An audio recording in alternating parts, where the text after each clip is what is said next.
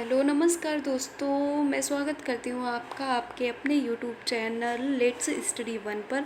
आज हम लोग बात करेंगे कि वैदिक सभ्यता क्या है, इसका विकास कैसे हुआ और इसका पतन कैसे हो गया। तो वैदिक सभ्यता को दो भागों में बांटा गया है। पहला है ऋग्वैदिक काल और दूसरा है उत्तर वैदिक काल। ऋग्वैदिक काल कब से कब तक चला है? तो ऋग्वैदिक काल चला है 1500 ईसा पूर्व से लेकर 1000 ईसा पूर्व तक, और उत्तर वैदिक काल चला है 1000 ईसा पूर्व से लेकर 600 ईसा पूर्व तक। इसकी वो मैं कह सकती हूँ कि इस सभ्यता का निर्माण किसने किया है, इसकी खोज किसने की, कह सकते हैं ये। तो आर्य जो थे, आर्य कहाँ से आए थे? कहा जाता है मध्य एशिया से ये लोग आए थे, और ये यहाँ आके सबसे पहले भारत में कहाँ रहे हैं? तो पंजाब और अफ़गानिस्तान में बसे हैं आके। मैक्स मूलर ने इसका स्थान कहाँ माना है? मध्य एशिया माना है। और ये सभ्यता इन्हीं के द्वारा लाई गई थी। यह एक कैसी सभ्यता है? ग्रामीण सभ्यता है। यह ग्रामीण सभ्यता है, ना कि ये नगरीय सभ्यता है। आर्यों की जो भाषा कैसी थी? भाषा संस्कृत। पहले आपने देखा होगा कि रामायण में वो जो विश्वामित्र और वशिष्ठ जी थे वो कैसे बोलते थे? तो संस्कृत में श्लोकों के माध्यम से अपनी भाषा को दूसरों तक पहुंचाते थे। उनकी भाषा कैसी थी? संस्कृत थी। तो इसकी वैदिक सभ्यता की भाषा कैसी है? संस्कृत है। और आर्यों की जो भाषा थी वो भी संस्कृत थी। आर्य शब्द का अर्थ होता है भाषा समूह। आर्य शब्द का अर्थ क्या होता है? भाषा का समूह। आर्यों की प्रशासनिक इकाइयाँ कौन कौन सी थी? आरोही क्रम में भी पूछ लेता है, कभी कभी अवरोही क्रम में भी पूछ लेता है। तो पहले हम आरोही क्रम में देख लेते हैं। आरोही क्रम का मतलब होता है बढ़ती हुई क्रम में, पहले छोटा, फिर उससे बड़ा, फिर उससे बड़ा, फिर उससे बड़ा, इस टाइप से। सबसे छोटा कौन सा होता है? सबसे छोटा होता है कुल, फिर दूसरा होता है ग्राम, फिर विश आता है, फिर जन आता था, फिर राष्ट्र आता था। ये 5 भागों में डिवाइड कर रखे थे प्रशासनिक इकाइयों को। और अगर अवरोही क्रम में पूछा जाए आप लोगों से तो आप लोग क्या आंसर देंगे? यानी घटते हुए क्रम में, पहले बड़ा रखेंगे, फिर छोटा, फिर उसके बाद में उससे छोटा, उससे छोटा, उससे छोटा, इस टाइप से। जैसे हम कह सकते हैं अवरोही क्रम में पूछा गया तो क्या होगा? पहले राष्ट्र होगा, फिर जन होगा, फिर विश्व होगा, फिर ग्राम होगा, फिर कुल होगा। फिलहाल ऐसा क्वेश्चन आता नहीं है, आप लोगों को इतना भी नहीं फंसाएगा। ई आ सकता है कि आरोही क्रम में लिखने के लिए। सबसे छोटी इकाई पूछ सकता है, प्रशासनिक की सबसे छोटी इकाई कौन सी थी? आप लोग कह सकते हैं कुल है। और सबसे बड़ी अगर पूछ दी गई तो सबसे बड़ी कौन सी हो गई? राष्ट्र हो गई। तो ये ई आ सकता है, इतना ज़्यादा नहीं आएगा कि सारे एकदम से। ये भी पूछ कहीं कहीं पे। तो अब एग्ज़ाम का टाइप आप लोग जानते ही हैं किस टाइप का हो गया। तो इसको हम लोग डिस्कस करना बहुत ज़रूरी था हम लोगों का, इसलिए हम लोगों ने इसको डिस्कस किया है। जो वहाँ के ग्राम के मुखिया थे गांव के, उनको क्या कहते थे? ग्रामीणी कहते थे। गांव के मुखिया को हम ग्रामीणी कहते थे, और जो विश का प्रधान होता था उसको हम विशपति कहते थे। और जन के शासक जो थे, जो जनता के शासक थे, उनको क्या कहते थे? राजन। जैसे आप लोगों ने सुना होगा कि रामायण में जो क्या नाम उनका, दशरथ जी थे, उनको हम राजन कह के पुकारते थे। वशिष्ठ जी का सुना होगा राजन, ये बात है। तो इस टाइप से उस टाइम क्या था? जनता के जो शासक थे उनको हम राजन कह के पुकारते थे। राज्य अधिकारियों में पुरोहित और सेनानी सबसे प्रथम थे। जो राज्य के अधिकारी थे उनमें कौन कौन था? पुरोहित बड़े होते थे, पुरोहित से सारा काम पूछ के किया जाता था, और जो सेना का प्रमुख होता था उसको हम सेनानी कहते थे। ये दोनों राज्य अधिकारियों में प्रमुख होते थे। वशिष्ठ रूढ़वादी, और जो है विश्वामित्र, वो उदार पुरोहित थे। रूढ़वादी यानी रूढ़ियों को बहुत मानते थे वशिष्ठ जी। जैसे उनका रूढ़ियाँ क्या होती हैं? रूढ़ियाँ हम कहते हैं कि उनकी संस्कृति परंपरा कैसी थी, पीढ़ी दर पीढ़ी हस्तांतरित होती रहती थी। जैसे आज कहते हैं हम कि लड़कियों के लिए क्या है कि लड़कियां छोटे कपड़े ना पहने, और तो इसको हम कह सकते हैं कि ये आगे तक यही चलता होता रहेगा कि लड़कियां छोटे कपड़े ना पहने। तो ये एक रूढ़ी हो गई। और विश्वामित्र कहते थे, विश्वामित्र एक उदार प्रवृत्ति के, बहुत ही दयालु टाइप के व्यक्ति थे, वहाँ पे पुरोहित थे। तो ये दोनों लोग वशिष्ठ और विश्वामित्र, वशिष्ठ हो गए रूढ़िवादी प्रवृत्ति के, रूढ़वादियों को मानते थे, और विश्वामित्र कैसे थे, उदार थे, बहुत ही चरित्र विनम्र था इनका, विश्वामित्र जी का। सूत, रत्कार व कम्मादी नामक जो अधिकारी थे, सूत, रत्कार और कम्मादी जो अधिकारी थे, उनको हम रत्नी कहते थे। इनकी संख्या कितनी होती थी, राजा को टोटल मिला के इनकी संख्या करीब 12 हुआ करती थी। और ये कई बार आ जाता है क्वेश्चन में कि पुरुष किसको कहते थे। तो पुरुष दुर्गपति, दुर्ग जो था यानी किला का राजा टाइप से, किला का एक प्रमुख बना दिया जाता था, उसको ही हम क्या कहते थे, उसको ही पुरुष कहा जाता था। और इस पर क्या था, इस पर जनता की जो गतिविधियाँ थी, जनता क्या कर रही है, कैसे राजा के प्रति दृष्टिकोण है इनके, तो उनको क्या कहते थे, गुप्तचर। जो गुप्तचर थे वो, उनको हम स्पष्ट कहते थे, जो जनता की थोड़ी थोड़ी गतिविधियों को भी देखते थे, अपना वेश बदल कर जाते थे, और उनके बारे में उनके बीच में जाते थे, उनकी राय देखते थे क्या कह रहे हैं ये राजा के प्रति, तो उनको हम स्पष्ट कहते थे। बाजपति क्या थे, गोचर भूमि का अधिकारी होता था बाजपति। बाजपति क्या होता था, गोचर भूमि का अधिकारी होता था, एक वो जो भूमि थी उसका अधिकारी था, उसको हमने क्या कह दिया, उसको हमने बाजपति कह दिया। उग्र क्या था, जैसे इस टाइम है अपराधियों को जो पकड़ते हैं उनको हम पुलिस कह देते हैं, और उस टाइम क्या था, उनको हम उग्र कहते थे, उग्रवादी हैं, उग्र प्रवृत्ति के हैं ये लोग, उनको उग्र कहते थे, वो अपराधियों को पकड़ने का कार्य करते थे। नोट में लिखा है, ऋग्वेद में किसी तरह के न्यायाधिकारी नहीं होते थे, उनका उल्लेख हमें कहीं नहीं मिलता है। राजन के द्वारा जो पुरोहितों से पूछकर और अपने सेनानी से पूछकर जो कार्य न्याय दिलाया जाता था या कार्य किया जाता था, उसी के द्वारा कर दिया जाता था। वहाँ पे एक पर्टिकुलर कोई न्यायाधिकारी नहीं होता था, कोई न्यायाधीश नहीं होता था जो न्याय करे। सभा एवं समिति राजा को सलाह देने वाली 2 संस्था थी। ये कई बार क्वेश्चन में आ चुका है, बहुत ही इम्पोर्टेंट क्वेश्चन है आप लोगों के लिए, इसको ध्यान रखना बहुत ज़रूरी है। सभा और समिति कई बार क्वेश्चन में आया है, ये देखते बहुत ज़्यादा आता जा रहा है क्वेश्चन, हर एक एग्ज़ाम में देखने के लिए मिल रहा है।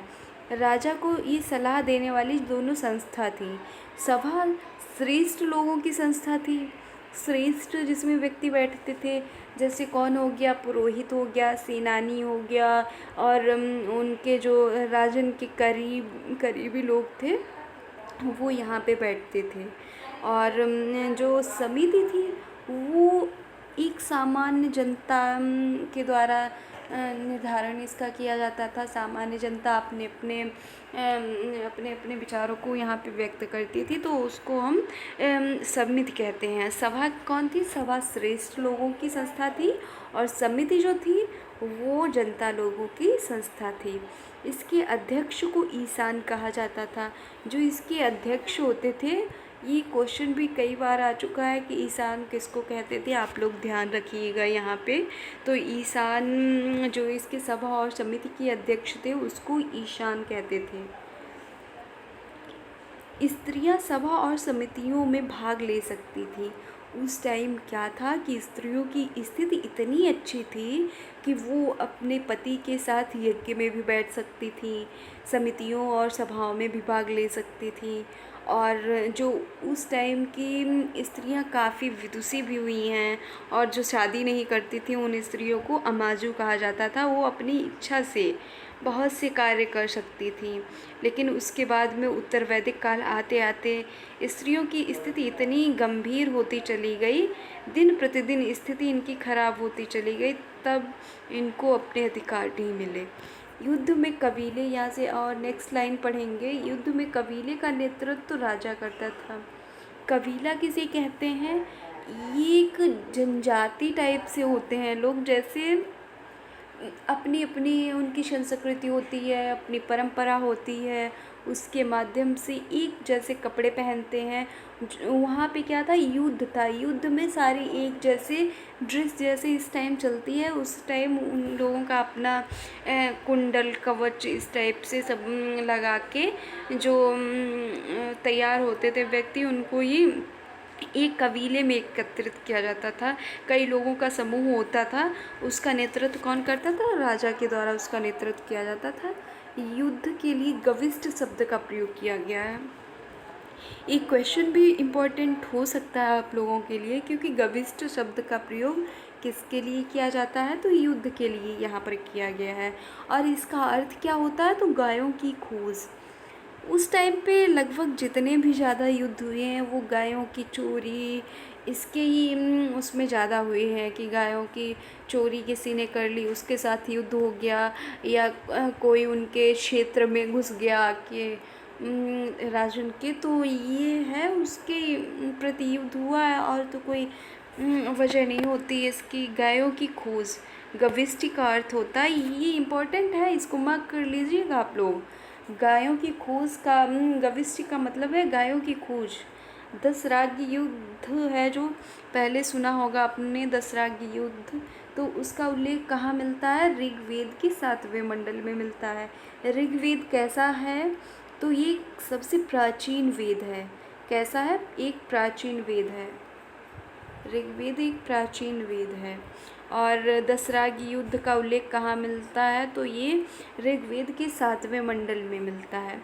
यह युद्ध किस नदी के किनारे हुआ, तो ये परुष्णी नदी के किनारे हुआ था। परुष्णी नदी को ही रावी नदी के नाम से जानते हैं। किसके बीच में हुआ था, तो सुदास और 10 जनों के बीच में हुआ था।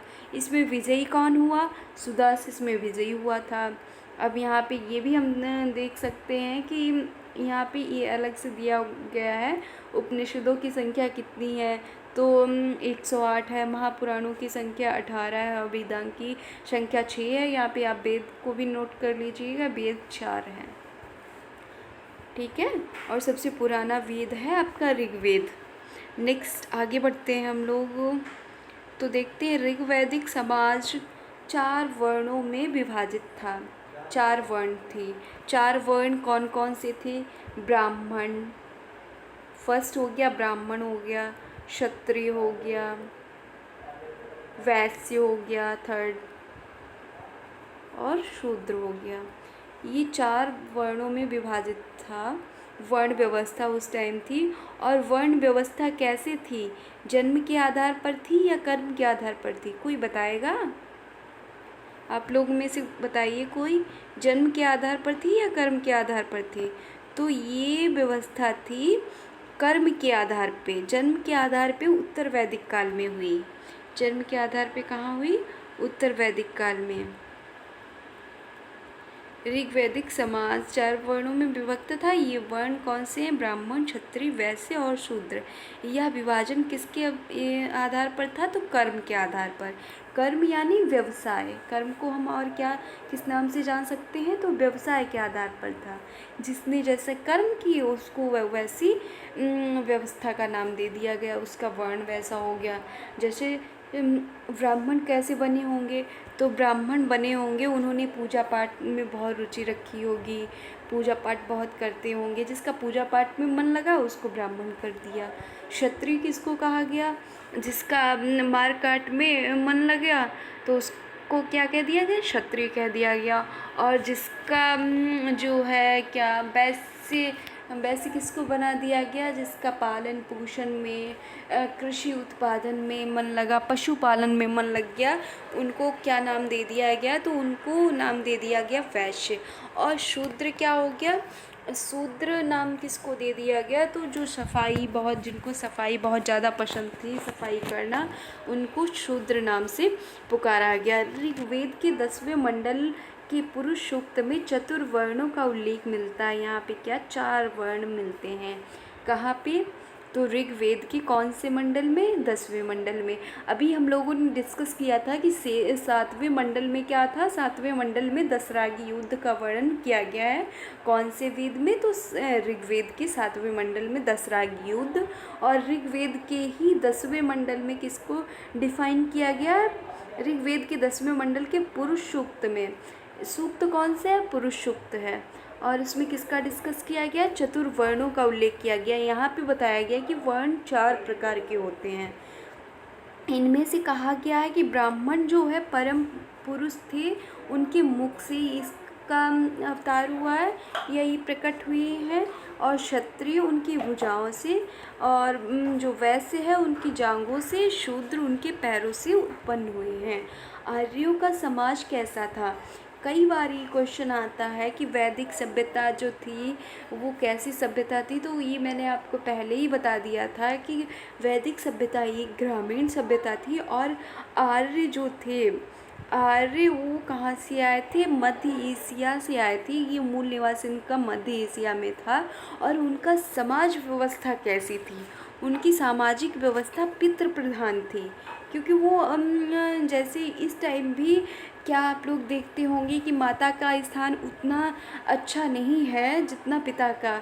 सब अपने पिता के नाम से ही जाने जाते हैं। अगर माता के नाम से कोई कह दे तो ऐसे ही कोई जैसे 100 में से 10 मुश्किल से ऐसे निकलेंगे जो मातृ प्रधान हैं, जिनकी माताएं अपने मायके में रहती हैं, या उनका जो वंश है माता के नाम पे चलता है। अभी भी ऐसा नहीं है। अभी भी कैसा चल रहा है वंश? पितृ प्रधान समाज अभी भी है। पिताओं को मान्यता मिलती है, उनके बेटों को मान्यता मिलती है। तो ये पितृ प्रधान समाज अभी भी है। मातृ प्रधान किस में था? तो मातृ प्रधान ये किस में सभ्यता थी? तो सिंधु घाटी की सभ्यता थी, वो मातृ सत्तात्मक थी। आप लोग ध्यान रखिएगा, तब कैसी सत्ता थी? मातृ सत्तात्मक थी। इसमें क्या है? पितृ सत्तात्मक हो गया है। ऋग्वैदिक काल पितृ सत्तात्मक है। और समाज की सबसे छोटी इकाई किसको कहते थे? जैसे कि अभी हम लोगों ने डिस्कस किया था कि छोटी इकाई या सबसे छोटा उसमें जो प्रशासनिक इकाई थी वो कौन सी थी? तो उसमें परिवार या कुल। जैसे क्या हम लोगों ने कहा था? कुल है, फिर कुल, ग्राम, फिर उसके बाद में विष है, फिर जन है, फिर राष्ट्र है। ये हम लोगों ने डिस्कस किए थे आरोही क्रम में। तो यहाँ पे सबसे छोटी इकाई पूछ दी गई है, तो आप लोगों को पता ही होगा। परिवार और या जो कुल होता है वो कैसी इकाई है? तो सबसे छोटी इकाई है समाज की। इसका मुखिया कौन होता था? जैसे कि यहाँ पे पहले ही बता दिया गया कि पिता इसका मुखिया होता था। कौन मुखिया होता था? पिता मुखिया होता था इसका। जो पितृ प्रधान समाज है तो पिता ही इसका मुखिया हो जाएगा, है नहीं? अगर मातृ सत्तात्मक परिवार होता तो माता इसकी मुखिया हो जाती। इसको क्या कहते थे? जो मुखिया होता था पिता, उसको क्या कहते थे? उसको कुलप के नाम से जानते थे। उसको कैसे जानते थे? कुलप के नाम से जानते थे। और नेक्स्ट लाइन पढ़ेंगे हम, क्या है? स्त्रियां इस काल में अपने पति के साथ यज्ञ कार्य में भाग ले सकती हैं। इसमें क्या बताया गया है? जो स्त्रियां थी, जो पत्नियां थी, वो अपने पति के साथ यज्ञ में बैठती थीं। जैसे कि अभी हम लोग बाद में जब पढ़ेंगे उत्तर वैदिक काल, उसमें ये प्रथा हट गई थी। उसमें स्त्रियों की स्थिति निम्न होने लगी थी, लेकिन इसमें अभी स्त्रियों की स्थिति बहुत ही सही है। बाल विवाह एवं पर्दा प्रथा भी नहीं था कि महिलाएं अपना चेहरा ढक के बैठे और जो बाल विवाह हो जाए, ऐसा भी कुछ प्रचलन नहीं था। विधवा अपने जो उनकी विधवा थी, विधवाएं वो अपने पति के भाई के साथ शादी कर सकती थी। उनको ऐसा अधिकार था तब कि वो अपने जो देवर थे उनके साथ शादी कर सकती थी। स्त्रियां शिक्षा ग्रहण करती थीं।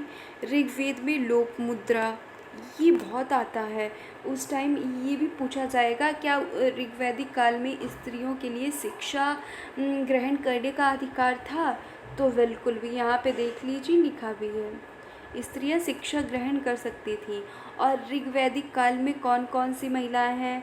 लोकमुद्रा है, घोषा है, सिक्ता है, अपाला हैं। ये सिक्ता और अपाला और विश्वास जैसी विदुषी महिलाएं भी हैं, स्त्रियां हैं। इन्होंने गार्गी और याज्ञवल्क्य, ये आपने याज्ञवल्क्य जी का नाम सुना होगा। गार्गी ने तो उनको चुनौती भी दे दी थी कि आइए मुझसे शास्त्रार्थ करिए, और मैं देखती हूँ कि मैं कैसे हारूंगी या इसका फिर निर्णय क्या ही होता है। आप लोगों को भी पता होगा कि ये महिलाएं जो थीं बहुत ही विदुषी महिलाएं थीं, और जो जीवन भर कुंवारी रहती थी उनको हम क्या कहते थे? उनको अमाजू के नाम से जानते थे। अमाजू, अमाजू कहते थे। जो महिलाएं अपनी शादी नहीं करती थी उनको अमाजू कहते थे। जीविकापार्जन के लिए वेदांग पढ़ाने वाला अध्यापक, जैसे इस टाइम क्या होता है, हम लोग कोई प्रशिक्षण करते हैं, जैसे पॉलिटेक्निक कर लिया, बीटेक कर लिया, या ये कैसे है? तो ये प्रशिक्षण है, अपनी जीविकापार्जन के लिए एक साधन है, एक माध्यम है इसका। और इसको जो टीचर पढ़ाते हैं, अब तो टीचर ही बोला जाता है। पहले क्या इनको बोलते थे? जो हमको जीविकापार्जन के लिए जो वेदांग पढ़ाते थे, ये जो पाठ का अध्ययन मुझे कराते थे हम लोगों को, तो वो थे उपाध्याय। उनको उपाध्याय के नाम से जानते हैं। ये भी कई बार हालांकि क्वेश्चन आ सकता है, आप लोग ध्यान रखिएगा इसका। अब नेक्स्ट पढ़ेंगे, आर्यों का मुख्य पेय पदार्थ क्या था? उस टाइम जो आर्य थे कौन सी चीज़ पीने में यूज़ करते थे? जैसे इस टाइम क्या है, चरस, गांजा और बहुत सी चीज़ें होती हैं उनको पीने के लिए यूज़ करते हैं ये लोग। उस टाइम क्या था, एक सोमरस नामक पदार्थ है, उसको यूज़ करते हैं ये लोग। सोमरस यह वनस्पति से बना होता था। कैसा था ये सोमरस? वनस्पतियों से बना होता था। और आर्य मुख्यतः 3 प्रकार के वस्त्र भी उपयोग करते थे। वस्त्रों को क्या कहते थे? पहले टाइप का वस्त्र था जिसको वॉस, फिर अधिवास और उष्णीस कहते थे। ये हालांकि नहीं पूछा जाएगा, लेकिन आप लोग एक नज़र इस पर डाल लीजिएगा।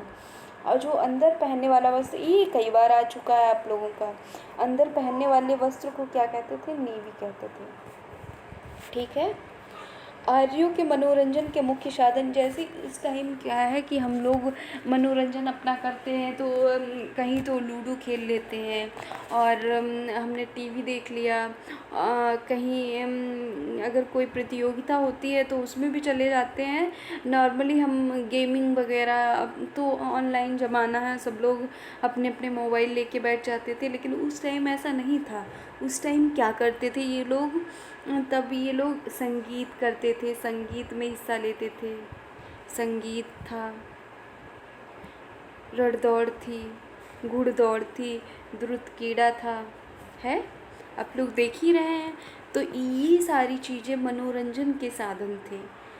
आर्यों का मुख्य व्यवसाय क्या था? आर्यों का मुख्य व्यवसाय पशुपालन और कृषि था। पशुपालन और कृषि क्यों? क्योंकि ग्रामीण सभ्यता थी, नगरीय सभ्यता वहाँ पर नहीं थी। तो आर्य जो थे उनका अपना व्यवसाय क्या, गांव में लोग क्या करते हैं, अभी भी आप लोगों ने देखा होगा कि पशुपालन और कृषि ही मुख्य व्यवसाय कृषि गांव के लोगों का होता है। 90% लोगों का तो यही होता है। फिर 10% लोग अपना जो गांव में रहते हैं वो जॉब वॉब के चक्कर में रहते हैं, लेकिन ज़्यादातर लोग यही कृषि और पशुपालन 2 काम होते हैं इनके। महर्षि कणाद जो थे, महर्षि कणाद कौन है? महर्षि कणाद एक परमाणु जनक इनको कहा जाता है।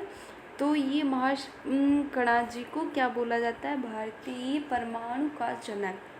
ये कई बार क्वेश्चन आ चुका है और आएगा भी, मुझे ऐसा लगता है। सबसे इम्पॉर्टेंट क्वेश्चन अभी तक हमने जितना भी पढ़ा सब इम्पॉर्टेंट था, लेकिन उससे भी इम्पॉर्टेंट हम ये कह सकते हैं कि गाय को क्या कहते हैं। ये क्वेश्चन हर बार आया है, हर बार क्वेश्चन आएगा। आप लोग इसको ध्यान में रखिए, इस पर आप लोग ज़रूर टिक मार्क कर लीजिएगा कि गाय को क्या कहते हैं। अगन्या, न मारे जाने योग्य पशु की श्रेणी में गाय को लाते हैं। गाय की हत्या करने वाले या उसे घायल करने वाले लोगों को क्या था, मृत्युदंड भी दे सकते थे और देश से निकाल भी सकते थे। ये व्यवस्था थी किसमें, वेदों में। वेदों में कैसी व्यवस्था थी, अगर जो गाय को मारता था, गाय को पहली बात तो मारा नहीं जाता था, ना मारी जाने योग्य पशु गाय था, और इसको अघन्या के नाम से जानते थे। अगर गाय की हत्या कोई कर देता था तो उसको वो क्या, या तो देश से निकाल दिया जाता था या फिर क्या किया जाता था, उसको मृत्युदंड की सज़ा दी जाती थी। ये किस में लिखा है, तो ये वेदों में, वेदों में लिखा गया है। नेक्स्ट देखते हैं क्या है, आर्यों का जो प्रिय पशु था, तो आर्यों का प्रिय पशु क्या था, आर्यों का प्रिय पशु घोड़ा था। क्यों, क्योंकि वो यातायात का साधन, यातायात के साधन के रूप में उसको घोड़े को यूज़ करते थे।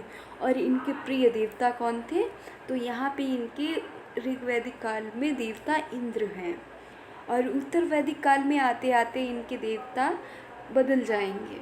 अभी कौन है, अभी इंद्रदेव हैं। आर्यों द्वारा खोजी गई धातु, सबसे पहले क्या खोजा गया था, तो लोहा। आर्यों द्वारा खोजी गई धातु कौन सी थी, लोहा, जिसे हम क्या कहते थे, श्याम अयस्क। क्यों कहते थे, क्योंकि ये श्याम यानी काले काले टाइप सी होती है, इसलिए इसको लोहा को क्या कहते हैं, श्याम अयस्क। आप लोग ध्यान रखिएगा, ये क्वेश्चन बहुत बार आया है और आ भी सकता है कि आर्यों द्वारा सबसे पहली खोजी गई धातु कौन सी थी, तो आंसर क्या देंगे, लोहा। और इसको क्या कहते थे, तो श्याम अयस्क। ये जो मिलान वाले आ सकते हैं, तो लोहा, जैसे ऐसे लिख दिया लोहा और यहाँ पे लिख दिया लोहित अयस्क। ज़्यादातर लोग क्या करेंगे, लोहा से लोहित कर देते हैं, लेकिन ये गलत हो जाता है। लोहा श्याम अयस्क होता है और तांबा होता है लोहित अयस्क। तांबा कैसा होता है, लोहित अयस्क।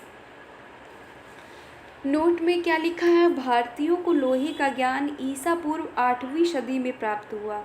कब प्राप्त हुआ था इनको ये ज्ञान, तो इनको ये ज्ञान प्राप्त हुआ था 8वीं सदी में। लोहे का ज्ञान किसको, भारतीयों को। व्यापार हेतु दूर दूर तक जाने वाला व्यक्ति क्या कहलाता था, पणी। अब क्या कहलाता है, अब व्यापारी हम लोग कह देते थे, मर्चेंट कहते हैं हम, तब क्या कहते थे, इसको पणी कहते थे, जो दूर दूर तक व्यापार किया करता था। लेन देन में वस्तु विनिमय की प्रणाली प्रचलित थी। हालांकि अब ऐसा नहीं है, अब क्या है, एक हाथ से पैसा दो, दूसरे हाथ से चीज़ लो। पहले ऐसा नहीं था, जैसे मुझे कुछ लेना है, मेरे पास मान लो कि आटा नहीं है और मेरे पास चावल है, तो किसी के पास आटा है, मैंने उसको अपना चावल दे दिया, उससे अपना आटा ले लिया। क्या हो गया, ये वस्तु विनिमय हो गया, आपस में वस्तु का बदलाव हो गया। तो ये क्या प्रणाली कहलाती है, वस्तु विनिमय कहलाती है। लेन देन, लेन देन कहते हैं इसको, वस्तु विनिमय प्रणाली कहते हैं। और ये कहाँ प्रचलित थी, तो ये प्रचलित थी हमारी वैदिक सभ्यता में, ऋग्वैदिक काल में। ऋग्वैदिक काल में ध्यान रखिएगा, वैदिक सभ्यता के 2 पार्ट हैं, पहला है ऋग्वैदिक काल और दूसरा है उत्तर वैदिक काल। ऋग्वैदिक काल कब से कब तक चला, 1500 ईसा पूर्व से लेकर 1000 ईसा पूर्व तक, और उत्तर वैदिक काल चला है 1000 ईसा पूर्व से लेकर 600 ईसा पूर्व तक। नेक्स्ट आगे बढ़ते हैं, ऋण देकर जो ब्याज लेने वाले व्यक्ति को क्या कहते हैं, बैंक नोट, यानी सूदखोर। क्या कहते थे उसको, सूदखोर कहते थे उसको, जो ऋण देकर ब्याज लेता था, उधार दे देता था, उस पर कहता था भैया मैंने क्या किया है, 1000 रुपये दिए हैं और 1000 पे मैं कितना % लूँगा, तो 10% लूँगा आपसे। तो ये क्या कहता था, ब्याज इसने ले लिया, जब मुझे वापस करना आके तो 1000 पे 10 रुपये और मुझे देना। 1000 का 10% कितना होता है, 10। तो मुझे कितना देना आके आपके जब वापस करना, 1010। तो ऐसे लोगों को क्या कहते थे, सूदखोर। सूदखोर की कैटेगरी में डाल दिया इन लोगों को। मनुष्य एवं देवता के बीच जो मध्यस्थ की भूमिका निभाता था, वो कौन सा देवता था ऐसा? तो आप लोगों को भी पता है अग्निदेव। हालांकि मेरी समझ से सबको पता ही है, अगर नहीं पता है तो आप लोग ध्यान रखिएगा। मनुष्य एक था, ये मनुष्य है, ये प्राणी मान लो बना है, ये मनुष्य हो गया, देख लीजिएगा ऐसे ही बना दिया है, ये मनुष्य हो गया, ठीक है। और ये देवता हो गए, यहाँ पे ये देवता हैं, ठीक है। और इनके बीच जो मध्यस्थ की भूमिका, बीच में कौन था, किसके माध्यम से ये इनको पा सकते थे, तो ये आग थी, अग्नि जिसको कहते थे।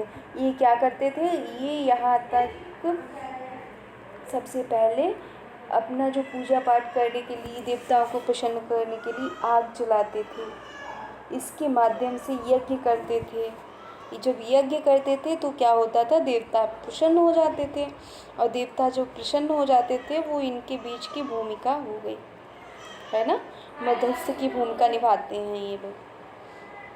अब कभी पूछते तो मध्यस्थ की भूमिका कौन निभाता था, तो अग्निदेव ऐसे देवता हैं जो मध्यस्थ की भूमिका निभाते हैं।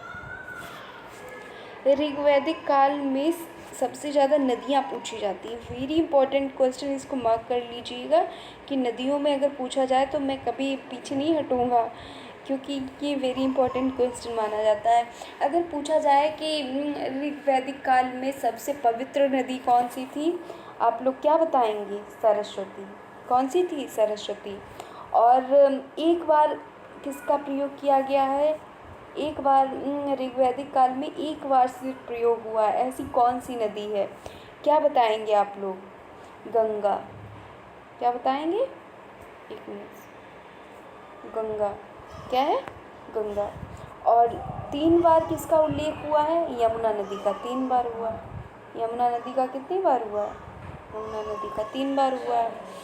सबसे पवित्र नदी सरस्वती, दूसरे नंबर पे क्या, गंगा का सिर्फ 1 बार प्रयोग हुआ है, और यमुना का 3 बार उल्लेख किया गया है। और ये भी पूछा जाता है कि सबसे अधिक किसका उल्लेख किया गया, सबसे अधिक बार कौन ऐसी नदी है, कौन सी ऐसी नदी है जो सबसे ज़्यादा प्रयोग में लाई गई है या जिसका सबसे ज़्यादा उल्लेख किया गया है, वो है सिंधु नदी। सिंधु नदी, कौन सी नदी है, सिंधु नदी। उत्तर वैदिक काल में इंद्र के साथ प्रजापति, अब देखिए यहाँ से चेंज हो गया, यहाँ से क्या हुआ, यहाँ से आ गया उत्तर वैदिक काल। उत्तर वैदिक काल में इंद्र पहले थे, पहले किस में थे, इंद्र थे ऋग्वैदिक काल में। उत्तर वैदिक काल में इंद्र के जो स्थान पे देवता आए हैं उनको प्रजापति कहा गया। यहाँ पे हम कह सकते हैं कि उत्तर वैदिक काल में सबसे प्रिय देवता कौन है, प्रजापति। विष्णु के 3 पगों की कल्पना भी इसमें की गई है। अगर ये क्वेश्चन पूछा जाए आप लोगों से, हालांकि ये पूछा नहीं जाएगा, लेकिन आप लोग समझ लीजिए, जो विष्णु जी ने तीनों लोक नापे थे, 3 पगों की कल्पना उत्तर वैदिक काल में है, ना कि ऋग्वैदिक काल में। समझ गए होंगे आप लोग। उत्तर वैदिक काल में राजा के राज्याभिषेक के समय कौन सा यज्ञ होता था, तो ये आपने कई बार रामायण वगैरह देखा होगा, तो उसमें राजसूय यज्ञ के बारे में पढ़ा भी होगा। तो यहाँ पे कौन सा वो होता था, राजसूय यज्ञ होता था, उसका अनुष्ठान किया जाता था।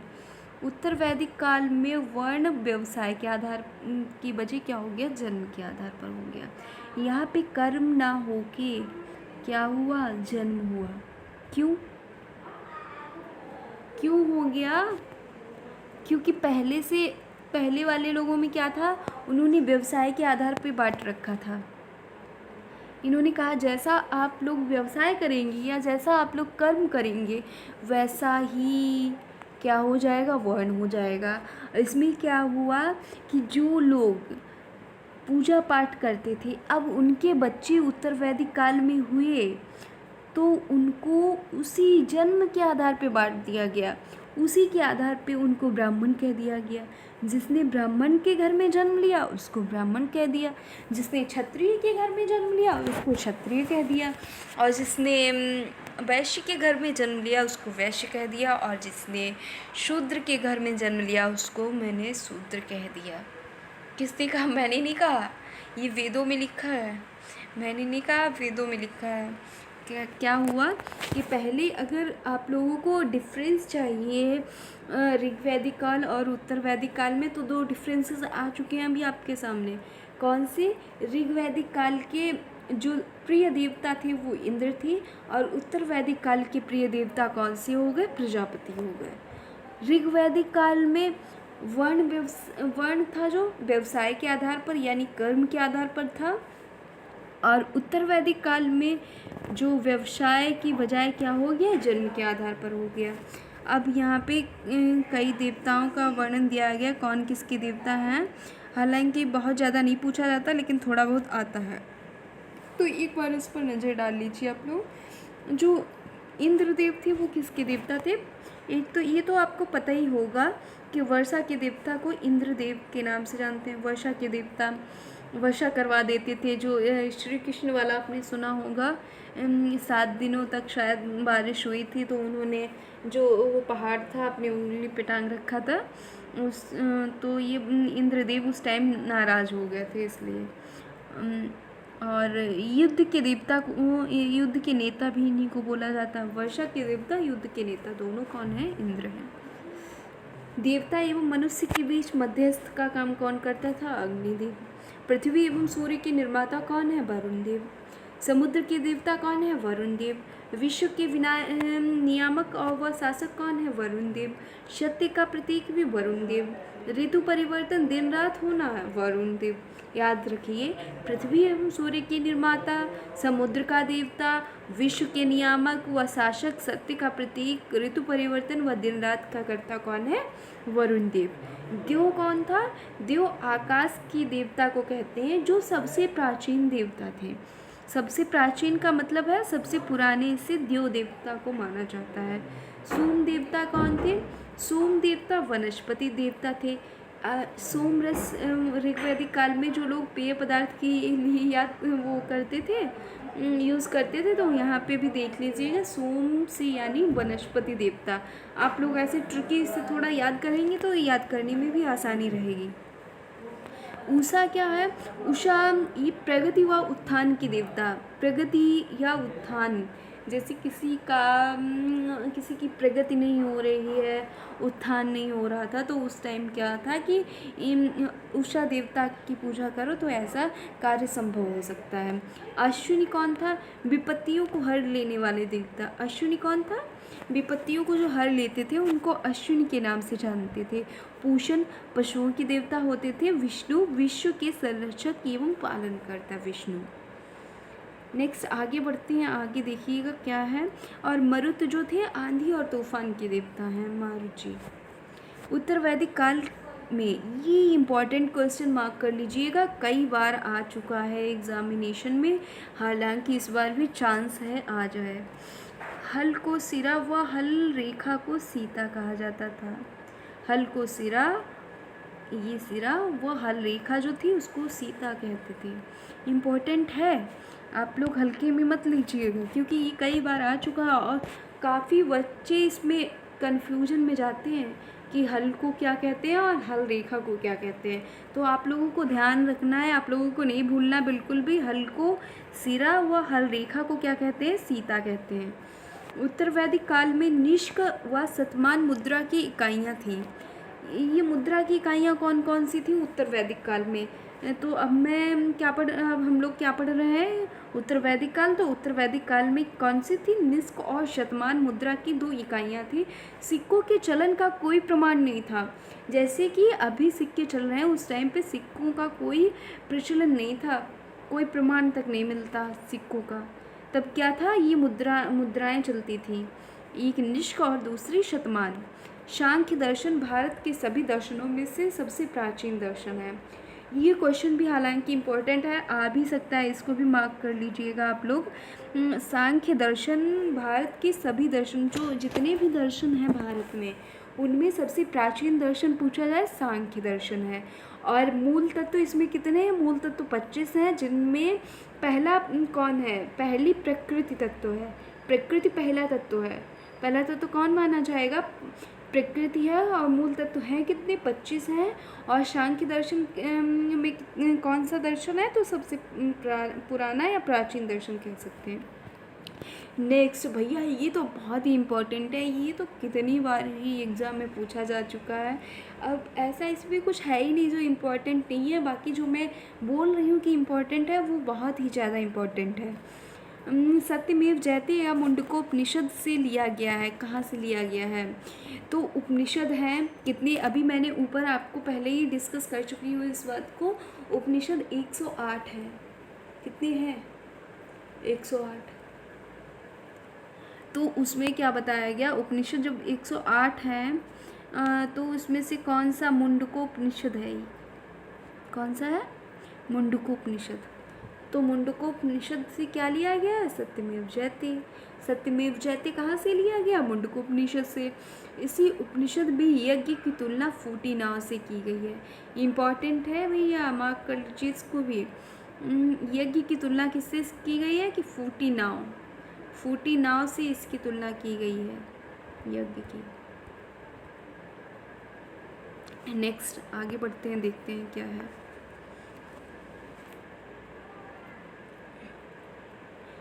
ईसा पूर्व दूसरी सदी में राजाओं के उपयुक्त यज्ञ वेदी बनाने के लिए आप स्तंभ व्यवहारिक ज्यामिति की रचना की गई। ये क्या है, आप स्तंभ बनाने के लिए कौन सी रचना, ज्यामिति है। जैसे इस टाइम जो मैट्रिक चलती है उसी टाइम भी यज्ञ वेदी बनाने के लिए जो स्तंभ थे उनकी रचना तब भी ज्यामिति के माध्यम से ही की गई थी। तभी इतने अच्छे अच्छे जो महल बन पाते थे वो किसके माध्यम से, ज्यामितीय रचना के माध्यम से। ज्योमेट्रिक तब भी चलता था। वेरी इंपॉर्टेंट, इसको भी मार्क करिएगा। गायत्री मंत्र, गायत्री मंत्र है जो, ये कौन से देवता हैं, सवित्र नाम के देवता, या इनको सूर्य देवता भी कहीं कहीं लिखा होता है। ये मंत्र इनको समर्पित है, देख लीजिएगा। गायत्री मंत्र सवित्र नामक देवता को संबोधित करता है। किसको करता है, किसको करता है बताइए आप लोग। ये करता है सवित्र नामक देवता को, जिसका संबंध किससे होता है, इनका संबंध ऋग्वेद से है। इनका संबंध किससे है, ऋग्वेद से। लोगों को आर्य बनाने के लिए विश्वामित्र ने गायत्री मंत्र की रचना की, कि लोग आर्य बने।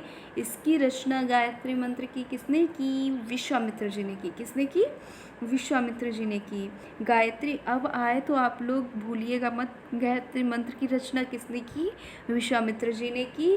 और इसकी गायत्री मंत्र जो था वो किसको समर्पित था, किसको संबोधित करता है या किसको समर्पित था, तो सवित्र नामक देवता को। श्राद्ध की प्रथा पहल दत्तात्रेय ऋषि के बेटे निमि ने शुरू की। ये भी इम्पोर्टेंट है, ये भी आ चुका है। श्राद्ध की प्रथा पहल दत्तात्रेय ऋषि के बेटे जो निमि हैं उन्होंने शुरू की। उत्तर वैदिक काल में कौशाम्बी नगर में पहली बार प्रथम ईंटों का। वेरी इंपॉर्टेंट क्वेश्चन गाइज, ये आप लोग ध्यान रखिएगा। पक्की ईंटें सबसे पहले कहाँ, कौशाम्बी नगर में प्रथम बार पक्की ईंटें उत्तर वैदिक काल में ही मिली हैं। कहाँ मिली हैं, कौशाम्बी नगर में। नेक्स्ट महाकाव्य 2 हैं। महाकाव्य कौन कौन से हैं, 2 हैं। कौन से हैं, तो एक है महाभारत और दूसरा है रामायण। कौन सा है, महाभारत और रामायण 2 महाकाव्य हैं। ये देखिएगा, महाभारत का पुराना नाम जय संहिता है। यह विश्व का सबसे बड़ा महाकाव्य, विश्व का कैसा है, विश्व का सबसे बड़ा महाकाव्य है। गोत्र नामक संस्था का जन्म उत्तर वैदिक काल में ही हुआ। पहले गोत्र नहीं चलता था, पहले कुल था, अब क्या हुआ, गोत्र। कहाँ हुआ, उत्तर वैदिक काल में। ठीक है, नेक्स्ट लाइन में आगे बढ़ते हैं। वेदांत दर्शन के मौलिक ग्रंथ ब्रह्मसूत्र और वेदांत सूत्र की रचना किसने की। ये इंपॉर्टेंट मार्क कर लीजिएगा, 100% आएगा क्वेश्चन। किसने, वेदांत दर्शन के मौलिक ग्रंथ ब्रह्मसूत्र, ब्रह्मसूत्र और वेदांत सूत्र की रचना किसने की, बादरायण ने की है। वेदांत दर्शन के मौलिक ग्रंथ ब्रह्मसूत्र एवं वेदांत सूत्र की रचना किसने की, बादरायण ने की। आप लोगों का बहुत बहुत धन्यवाद। आज हम लोग इतना ही डिस्कस करेंगे, नेक्स्ट अगले वीडियो में डिस्कस करेंगे। Thank you so much.